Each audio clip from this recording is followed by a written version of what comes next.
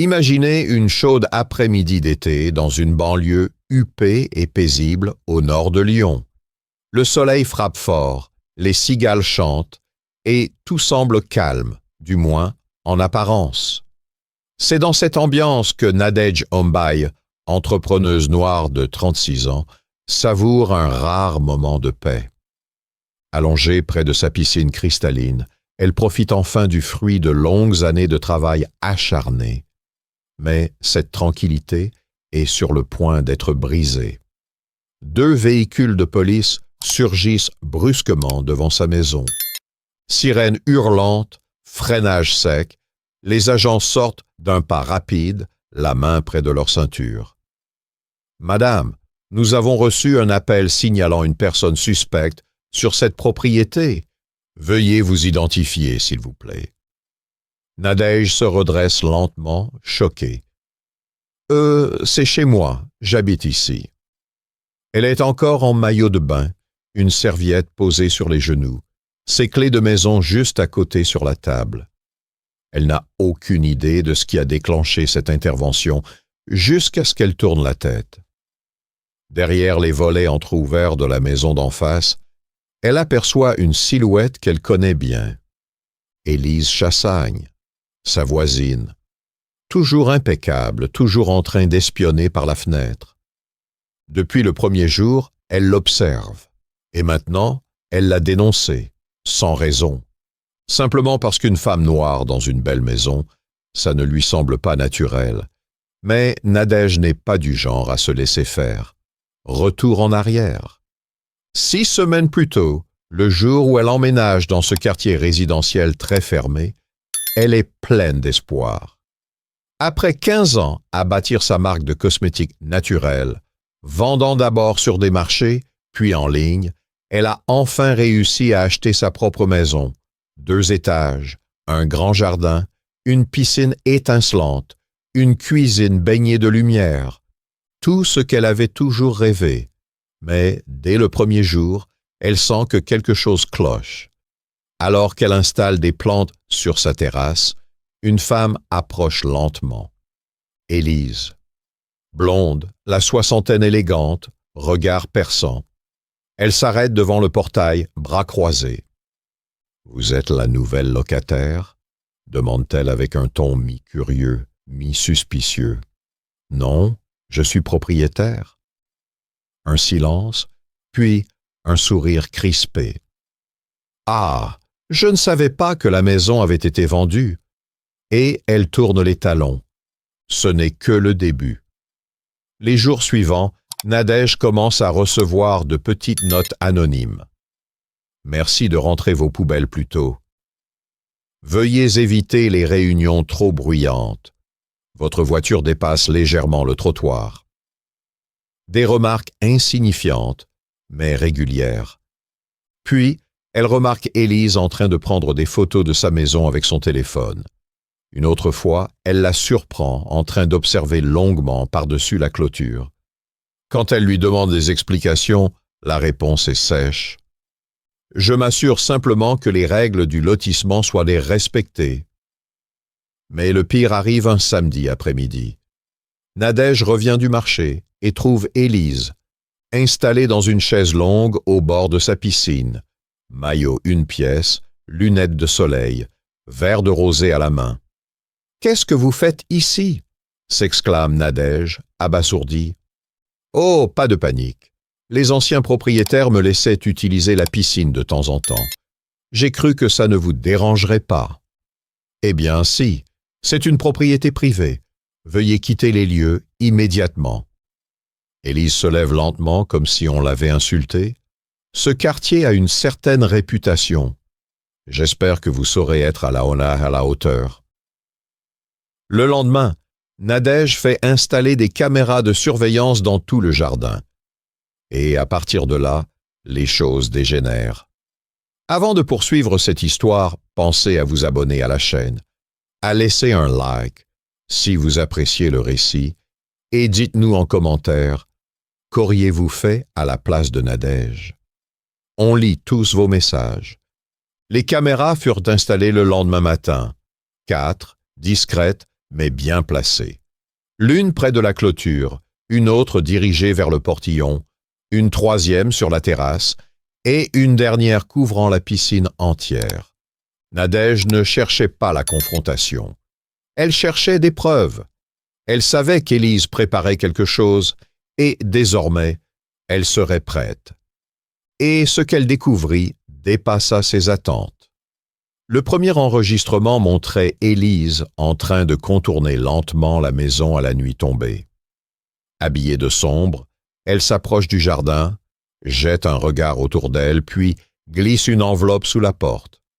Le lendemain, Nadège retrouve une nouvelle note. « Vos invités sont trop présents. Ce quartier est résidentiel, pas un club social. » Puis vinrent d'autres incidents. Le portail arrière, légèrement forcé. Des bruits la nuit. Des marques suspectes dans le gazon. Le plus inquiétant fut la disparition de plusieurs lettres importantes, dont une facture bancaire. L'agent immobilier de Nadège confirma plus tard que ce genre de harcèlement n'était pas si rare, mais rarement aussi obsessionnel. Mais c'est lorsqu'un jardinier indépendant engagé pour entretenir la pelouse sonna l'alarme que les choses prirent une tournure inquiétante. « Madame, votre filtre de piscine a été saboté. Il y a des traces d'un liquide gras, probablement de l'huile ou un savon industriel. Quelqu'un a mis ça intentionnellement. » Nadège sentit le sol se dérober sous ses pieds. Il ne s'agissait plus de simples remarques racistes déguisées en préoccupations de voisinage. Il s'agissait d'un sabotage ciblé, d'une tentative méthodique pour la faire craquer, pour la faire partir. Mais Nadège n'avait pas fait tout ce chemin pour fuir. Ce jour-là, elle se posa avec son ordinateur et ses vidéos. Elle analysa tout, répertoria chaque incident. Elle ne voulait pas se venger. Elle voulait répondre avec calme, avec tact et surtout avec impact. Et puis, elle se rappela d'un détail. Lors d'un dîner de famille, sa cousine chimiste dans une entreprise de produits pour piscine avait parlé d'un colorant spécial. Invisible à l'œil nu, il réagit uniquement au contact de certains composants présents dans les crèmes solaires haut de gamme. Dioxyde de titane, oxyde de zinc, filtre chimique. Le produit ne représente aucun danger. Il colore légèrement la peau au contact, mais seulement s'il y a ces substances dessus. Et la couleur, bleu turquoise, bien visible, et persistante pendant 3 jours. Nadège eut un déclic. Elle fit venir un échantillon, fit des tests avec les crèmes solaires retrouvées dans son jardin, notamment celles qu'Élise avait oubliées près de la piscine. Elle testa dans un seau, ajouta de l'eau, puis plongea sa main après avoir appliqué la crème. Résultat, taches bleues intenses, impossible à enlever en quelques heures. Son plan était en route. Le samedi suivant, elle laissa entendre dans le groupe WhatsApp des résidents qu'elle partait le week-end dans le sud. Elle se montra chargée de valises, sortit de sa maison en milieu de matinée, fit même un détour par la boulangerie pour être bien vue. Puis, elle gara sa voiture 2 rues plus loin, entra discrètement par le portillon de derrière et s'installa dans son bureau face aux écrans de surveillance. 11h23. Le détecteur de mouvement bip. Élise entre par le portail latéral. Elle n'est pas seule.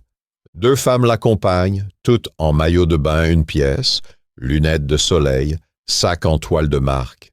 L'une d'elles rit en disant « Elle est vraiment partie, on est tranquille. » Élise répond « Bien sûr, elle est partie jusqu'à lundi. Cette piscine ne va pas rester vide quand même. » Elle s'installe, mettent de la musique, sortent des bouteilles de rosé, étalent leur crème solaire sur les bras, les jambes, le visage. Et l'une après l'autre, elles plongent dans l'eau. Nadège les observe depuis son écran. Pas un mot, pas un geste. 5 minutes passent, puis 10. Et, soudain, une des invitées sort précipitamment de l'eau. « C'est quoi ça? Mon bras, il est tout bleu. » L'autre crie « Mon visage. » Regarde mon visage. Élise lève les mains, regarde ses paumes, puis ses avant-bras. Son teint est taché de bleu turquoise, les jambes aussi, son décolleté, son cou. Tout y passe. C'est une blague, hurle-t-elle. Elle se précipite hors de l'eau, trébuche sur leurs serviettes, se bouscule, laisse tomber un téléphone dans la panique. L'une sort en courant pieds nus sur les pavés brûlants. L'autre oublie son sac. Toutes sont marquées. Et toutes comprennent. Elles ont été prises au piège. Nadège arrête l'enregistrement. Elle a tout filmé, de A à Z, sans élever la voix, sans violence, sans contact. Elle savait qu'Élise allait venir. Et maintenant, tout est prêt. Le soir même, Nadège resta éveillée jusque tard dans son bureau. Elle assembla les images, les découpa, ajouta des légendes simples.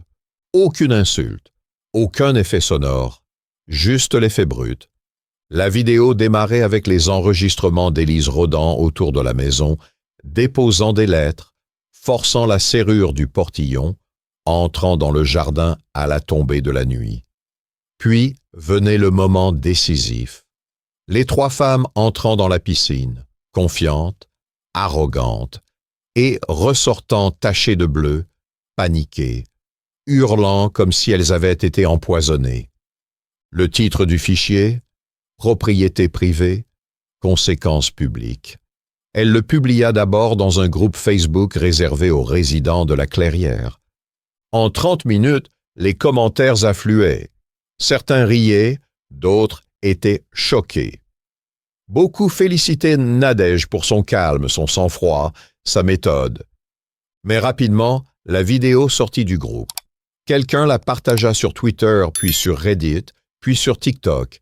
Et là, tout explosa. 2 millions de vues en 24 heures, des centaines de partages, des commentaires du monde entier. C'est la vengeance la plus classe que j'ai jamais vue. Voilà pourquoi il ne faut jamais sous-estimer une femme noire intelligente. Cette vidéo devrait être diffusée en boucle dans toutes les réunions de copropriété. Des influenceurs l'utilisèrent dans des parodies. D'autres la remixèrent avec de la musique dramatique ou des effets au ralenti. Même un avocat spécialisé fit une vidéo expliquant que tout ce que Nadège avait fait était parfaitement légal et même inspirant. Pendant ce temps, dans le quartier, le silence. Les rideaux d'Élise restaient fermés. Son jardin, abandonné. Personne ne la voyait sortir. À la boulangerie, on chuchotait. Des enfants passaient devant sa maison en riant. C'est ici que les dames sont devenues schtroumpfs. Mais Nadège, elle, restait posée. Elle ne commentait rien, ne postait rien, ne répondait à personne. Elle laissait les faits parler pour elle. Quelques jours plus tard, elle reçut un email d'une journaliste locale, une jeune femme afro-française qui écrivait pour un média indépendant. Elle ne voulait pas faire le buzz. Elle voulait comprendre. Je ne veux pas raconter juste l'anecdote de la piscine. Je veux comprendre pourquoi vous êtes resté. Nadège accepta. L'entretien fut simple, humain. Pas de caméra, pas de sensationnalisme. Elle parla de son parcours, de ses sacrifices, de l'hostilité passive qu'elle avait rencontrée depuis qu'elle avait mis les pieds dans ce quartier. Elle parla de fatigue, de solitude, mais aussi de fierté. Je ne voulais pas m'imposer. Je voulais juste vivre tranquille. Mais apparemment, même ça, c'est trop pour certains. L'article sortit 2 jours plus tard. Titre, elle est restée. Et ce simple titre frappa plus fort que toutes les vidéos virales. Des centaines de personnes envoyèrent des messages. Des femmes, des hommes, des jeunes, des anciens. Tous racontaient des histoires similaires. Des regards, des remarques, des humiliations masquées. Et tous disaient la même chose. Merci de ne pas être parti. À la Clairière, les choses commencèrent à bouger. Des voisins qui n'avaient jamais parlé à Nadège vinrent la saluer. Certains s'excusèrent, d'autres lui confièrent qu'eux aussi, à leur manière, avaient été intimidés par Élise. Une femme raconta que son fils avait été grondé pour avoir joué trop fort dans le jardin. Un couple d'origine portugaise expliqua qu'on leur avait suggéré de repeindre leur façade pour qu'elle soit plus neutre. Tout le monde avait une histoire. Et maintenant que Nadège avait osé parler, sans un mot, d'autres se sentaient autorisés à le faire. Quelques jours plus tard, le président du conseil syndical organisa une réunion exceptionnelle. Il invita tous les résidents à venir s'exprimer.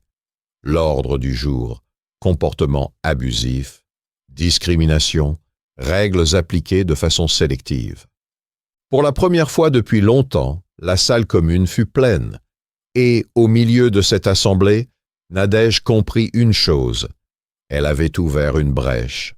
Pas une guerre, pas un scandale. Une faille dans le silence. Et une fois que ce silence est brisé, il n'y a plus de retour en arrière.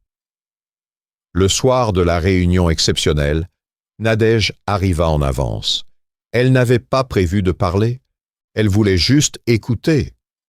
Mais dès qu'elle entra dans la salle commune, elle sentit quelque chose de différent. Le silence habituel avait laissé place à une tension palpable. Presque tous les résidents étaient là, certains qu'elle n'avait jamais vus, d'autres qui, jusqu'ici, n'avaient jamais croisé son regard. Mais ce soir-là, tous avaient l'air d'attendre quelque chose. Le président du conseil syndical, M. Carrel, ouvrit la séance. Suite aux récents événements et aux témoignages que nous avons reçus, nous devons prendre des mesures.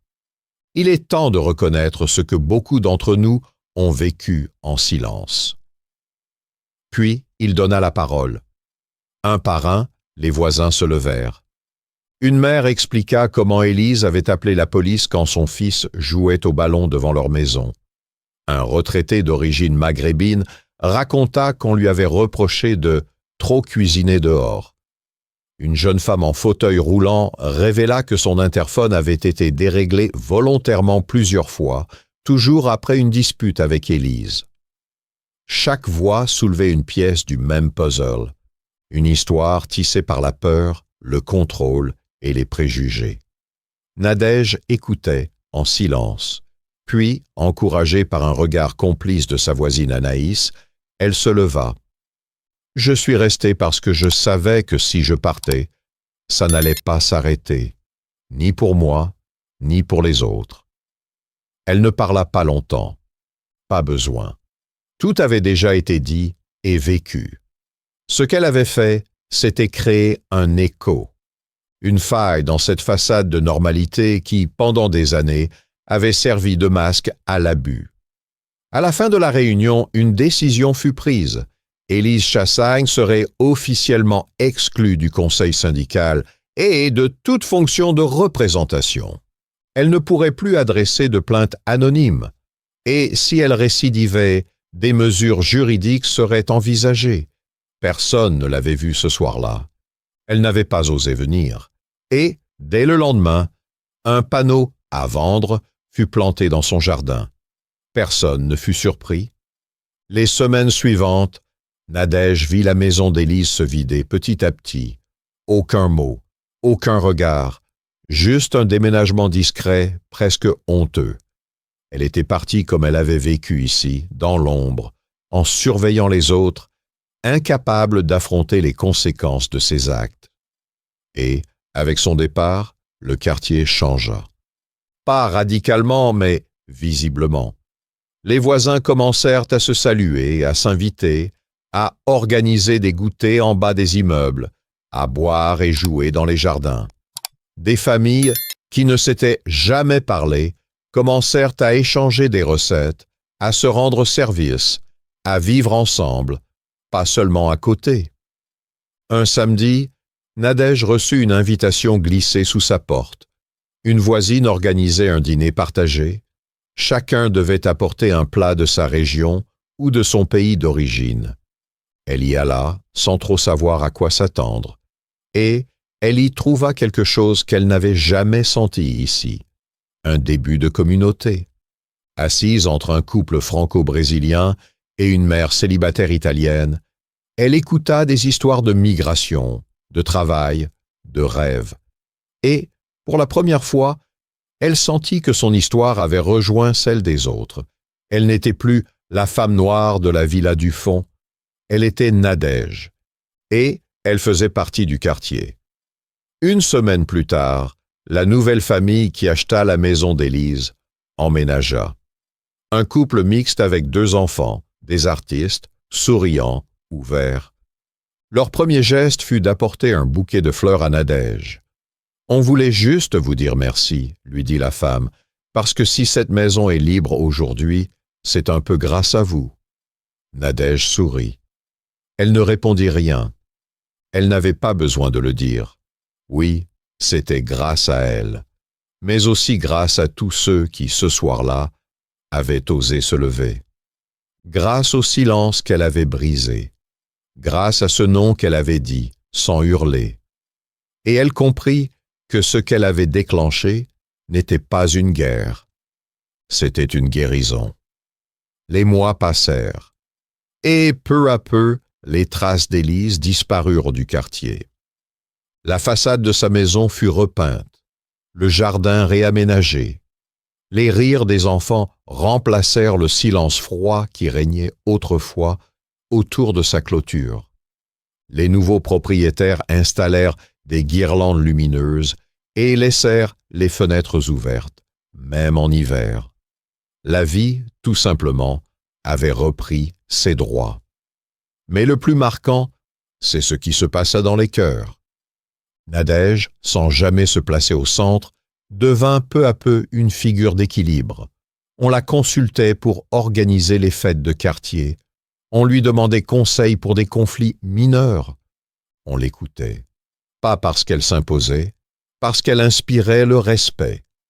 Un jour, elle retrouva dans sa boîte aux lettres une enveloppe sans nom.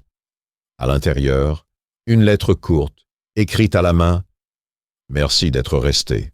Grâce à vous, on a enfin osé respirer. » Elle la relut plusieurs fois. Ce n'était pas signé.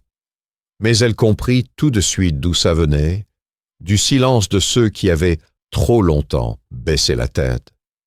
Elle avait été leur voix, sans le vouloir, sans le chercher.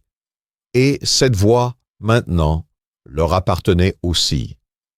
La communauté continua d'évoluer. Des projets communs virent le jour. Un jardin partagé, un mur pour les dessins des enfants, une fête annuelle. Chaque geste, aussi simple soit-il, portait une trace de ce basculement, d'un avant et d'un après. Et même si le monde extérieur n'avait pas changé, ici, à la Clairière, il y avait eu un réveil, pas spectaculaire, mais durable. Un matin, alors qu'elle aidait la fille de ses voisins à faire un exposé pour l'école, la petite lui demanda « Dis, Nadège, c'est vrai que tu les as fait fuir avec une potion magique dans la piscine ?» Elle éclata de rire. « Non, pas une potion, juste un peu de stratégie. C'est mieux que les super-pouvoirs, non ?» Nadège resta silencieuse, touchée par l'innocence de la remarque. Oui, parfois, le courage le plus puissant, c'est celui de rester debout, sans crier, de dire « non » sans haine, de tracer une limite avec élégance et de tenir bon. Ce jour-là, elle encadra un dessin offert par la fillette, une maison entourée de fleurs, un soleil, des voisins qui sourient au milieu, une femme noire tenant une pancarte où il était écrit « Ici, c'est chez moi ». Ce dessin, elle le plaça dans son salon, pas pour se vanter, mais pour se rappeler que, peu importe l'endroit, il y a toujours quelqu'un qui pense que vous n'avez pas votre place et que votre plus grande victoire, c'est de ne pas lui donner raison. Il y a des histoires qui finissent dans le bruit et d'autres dans le silence apaisé. Celle de Nadège s'est terminée ainsi, non pas par une victoire éclatante, mais par une présence affirmée, constante, inébranlable. Elle n'avait pas changé le monde, mais elle avait changé son monde, et c'était suffisant. Désormais, dans la résidence de la Clairière, les gens ne baissaient plus les yeux, ils se parlaient, ils s'écoutaient. Les enfants n'étaient plus des sources de plaintes, mais des moteurs de vie. Les cultures se mélangeaient sans crainte. Et l'histoire de Nadège avait laissé une empreinte. Un soir d'été, lors de la fête annuelle du quartier, un des voisins monta sur la petite scène improvisée et prit la parole. Il y a 1 an, on se connaissait à peine. Et si c'est arrivé, c'est parce qu'une personne a eu le courage de dire non. Les regards se tournèrent vers Nadège. Elle baissa la tête, presque gênée, mais dans ses yeux brillait quelque chose de profond. Ce n'était pas de la fierté, c'était de la paix. Plus tard dans la soirée, une jeune voisine s'approcha. « Tu sais, quand je suis arrivé ici, maintenant, j'ai compris qu'on peut être pleinement soi, grâce à toi. » Nadège sourit. Elle n'avait rien fait d'extraordinaire, juste resté debout, juste défendu ce qui lui appartenait, juste refusé de disparaître. Et parfois, c'est ça, être une héroïne. Avant d'aller se coucher ce soir-là, elle s'assit quelques minutes sur le bord de sa piscine, celle-là même qui avait été le théâtre d'une humiliation, puis d'une revanche discrète. L'eau était calme, le vent léger. Et dans cette lumière douce, elle comprit une chose très simple. Elle n'avait jamais eu besoin de s'imposer, seulement de rester. Si cette histoire vous a touché, inspiré ou simplement fait réfléchir, pensez à vous abonner à la chaîne, à activer la cloche de notification et à laisser un commentaire. Dites-nous, avez-vous déjà dû vous battre pour être reconnu dans un lieu qui était le vôtre? On veut lire vos histoires. Merci d'avoir écouté jusqu'au bout. À très bientôt pour une nouvelle histoire vraie.